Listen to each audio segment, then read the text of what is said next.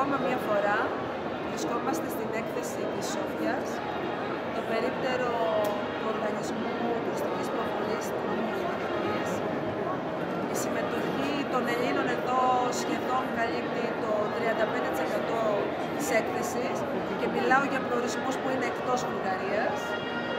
Η Χαλκιδική κατέχει ένα μεγάλο κομμάτι, θα δούμε τα ενοικιαζόμενα δωμάτια, καθώς και πάρα πολλούς ιδιώτες, οι οποίοι έχουν δικά τους περίπτερα εδώ, γιατί η κίνηση η οποία δεχόμαστε από την βουλγάρικη αγορά συνεχώς είναι αυξανόμενη και πέρα από αυτό καλύπτουν και τη Χαλκιδική όλο τον χρόνο.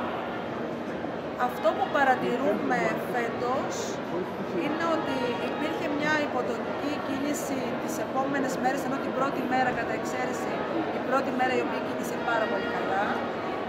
Και θα επισημάνουμε επίσης τους διοργανωτές της έκθεσης, γιατί αυτό το φαινόμενο το παρατηρούμε μόνο στη Σόφια, ότι η έκθεση εξελίσσεται μόνο 3 μέρες και την Κυριακή, που είναι μια μέρα που πάρα πολλοί άνθρωποι το συνδυάζουν ενώ δεν δουλεύουν, να κάνουν ένα πέρασμα σε μια έκθεση τουρισμού για να επιλέξουν το πακέτο ή την εκδρομή τους.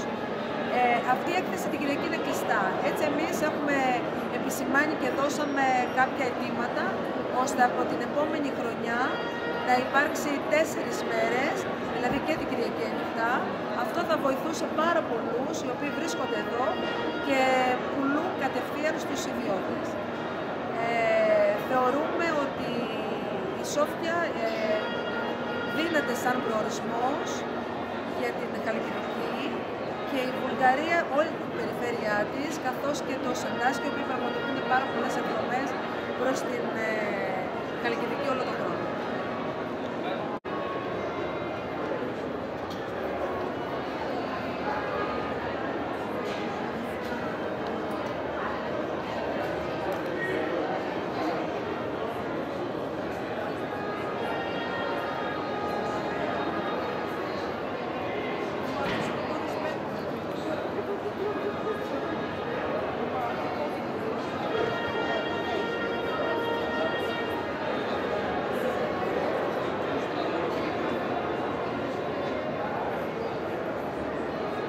Η ανταπόκριση του κόσμου της Σόφιας ήταν πάρα πολύ μεγάλη.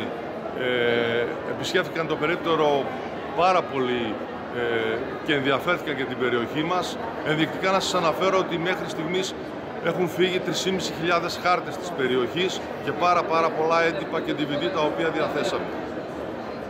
Η Ομοσπονδία Χαλκιδικής, πρωτοπόρα στον τομέα της τουριστικής προβολής και ανάπτυξης της Χαλκιδικής, αποφάσισε φέτος να κάνει το μεγάλο βήμα, να κατέβει αυτόνομη με ένα πολύ μεγάλο περίπτερο, όπως βλέπετε, ώστε να διαφημίσει τη Χαλκιδική μας και τα ενοικιαζόμενα δωμάτια και διαμερίσματα που εκπροσωπούνται από την Ομοσπονδία.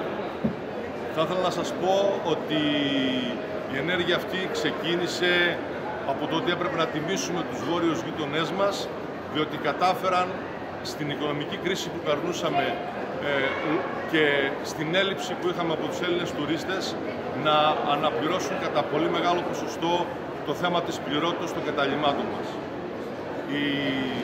Η ενέργεια αυτή και η πρωτοβουλία αυτή εστέφθη με πολύ μεγάλη επιτυχία, πιστεύω, και δεν το λέω μόνο εγώ, αυτό το διαπίστωσαν και οι διοργανωτές, όπου μας ανακήρυξαν το καλύτερο πρωτοεμφανιζόμενο περίπτερο στην έκθεση.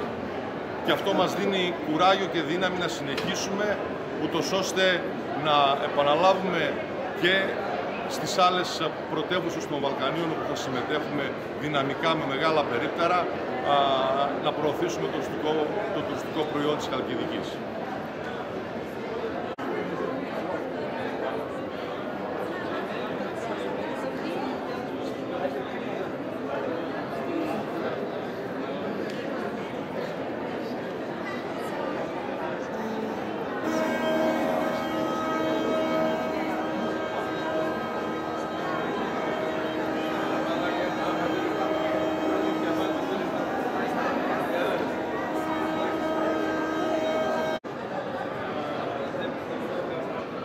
Υπάρχει μια έντονη παρουσία της Χαλκιδικής σήμερα φέτος στην έκθεση της Σόφιας. Δυστυχώς όμως ο κόσμος δεν ανταποκρίθηκε, δεν ξέρουμε τους λόγους. Πιθανόν μας έχουν μάθει, είναι σαν το σπίτι μας. Έχω την αίσθηση ότι οι Βούλγαροι, αν τελειώσει το οδικός άξονας που κατασκευάζεται τώρα στο κομμάτι κοντά στα σύνορά μας και βελτιωθεί και λιγάκι ο προμαχώνας Σέρες η διασταύρωση, θα έχουμε μεγάλη επισκεψιμότητα. Υπάρχει έντονο ενδιαφέρον και από τα πρακτορία. Πιστεύω ότι θα είναι θετικά όλα τα μηνύματα από τα Βαλκάνια γενικώς. Τι άλλο να σου πω.